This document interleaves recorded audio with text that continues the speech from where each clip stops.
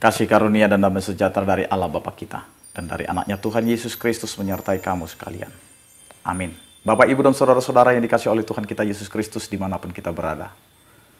Untuk mengawali setiap aktivitas kita dan pekerjaan kita, marilah kita mempersiapkan hati pikiran kita, mendengarkan firman Tuhan yang tertulis di dalam kitab Sakarya pasal 10 ayat 2, demikianlah dikatakan.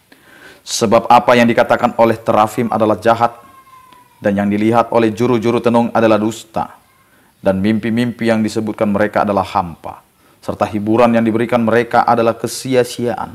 Oleh sebab itu bangsa itu berkeliaran seperti kawanan domba, dan menderita sengsara sebab tidak ada gembala. Demikian firman Tuhan. Bapak, Ibu, dan saudara-saudara yang dikasihi oleh Tuhan kita Yesus Kristus, situasi kehidupan umat dalam spiritual atau iman mereka, ketika ketergangguan iman kita oleh situasi penyembahan-penyembahan yang lain, kita terkadang masuk ke dalam zona itu. Ketika kekuatan-kekuatan dunia ini dipertunjukkan dan dipertontonkan, maka perilaku iman kita berubah. Kita mempercayai Allah yang begitu setia menyertai kita. Kita akhirnya meragukan kuasa Allah yang selalu memberikan kepada kita pengharapan. Karena itu, Bapak, Ibu, dan saudara-saudara, sebagai orang beriman, kita selalu disuguhkan dengan janji-janji dari kekuatan-kekuatan alam ini. Kekuatan-kekuatan dunia ini. Bisa saja kekuatan dunia ini dipakai mengatasnamakan Allah. Sehingga seakan-akan Allah itu benar-benar berada dalam benda-benda itu. Padahal itu semua adalah hampa dan kosong. Tuhan tidak bisa diikat di dalam satu tempat. Apakah dia berbentuk seperti patung, berbentuk seperti tenung, semuanya itu membuat kita tergoda bahwa kita bisa melakukan apa saja dengan benda-benda itu. Tetapi yang mau kita katakan, atau firman Tuhan katakan hari ini, banyak umat yang akhirnya berkeliaran seakan-akan tidak punya gembala. Seperti domba yang akhirnya hilang arah dan tujuan. Dan kehidupan kita akan menghadapi suatu kesengsaraan.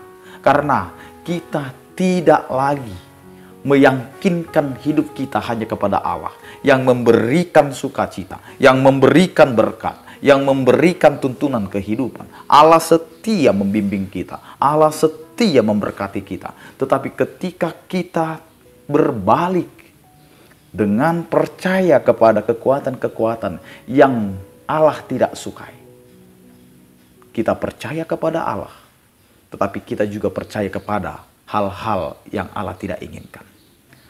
Karena dalam hukum Taurat juga diingatkan, di hukum Taurat kedua, jangan perbuat bagimu patung yang menyerupai apapun yang ada di bumi, atau ada yang ada di langit, atau yang ada di dalam air untuk disembah atau bertakwa kepadanya.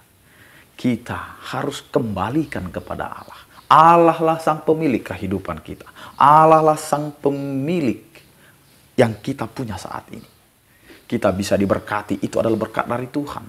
Kita bisa memiliki jabatan, itu adalah titipan dari Tuhan. Kita memiliki sukacita, keluarga, anak-anak, dan apa yang kita miliki saat ini, itu adalah milik Tuhan. Karena itu penyembahan kita haruslah kepada Tuhan, bukan kepada yang lain. Kekuatan yang ada dalam kehidupan kita, itu adalah milik Tuhan. Karena itu Bapak, Ibu, dan saudara-saudara, sebagai orang yang beriman, orang yang sudah mengenal Tuhan, maka tetapkanlah kehidupan kita hanya kepada Tuhan saja.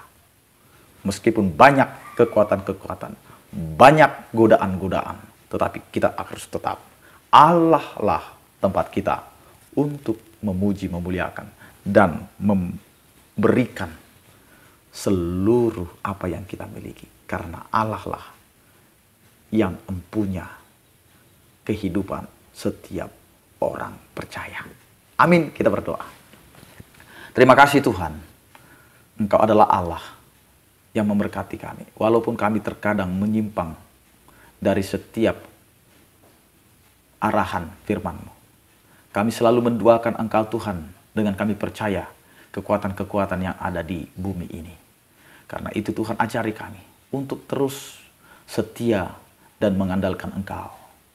Ya Tuhan, berkatilah kehidupan kami, pekerjaan kami, rumah tangga kami, anak-anak kami, keluarga kami.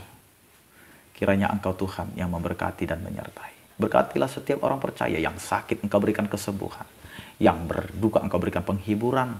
Yang bergumul Engkau berikan penyertaan. Kami serahkan Tuhan seluruh kehidupan kami. Hanya di dalam nama anak-Mu Tuhan Yesus Kristus Tuhan kami. Anugerah Tuhan kita Yesus Kristus. Kasih setia daripada Allah Bapa dan persekutuan Roh Kudus. Itulah yang menyertai kamu sekalian. Amin. Selamat beraktivitas. Tetap menjaga protokol kesehatan. Andalkan Tuhan. Tuhan Yesus memberkati. Horas.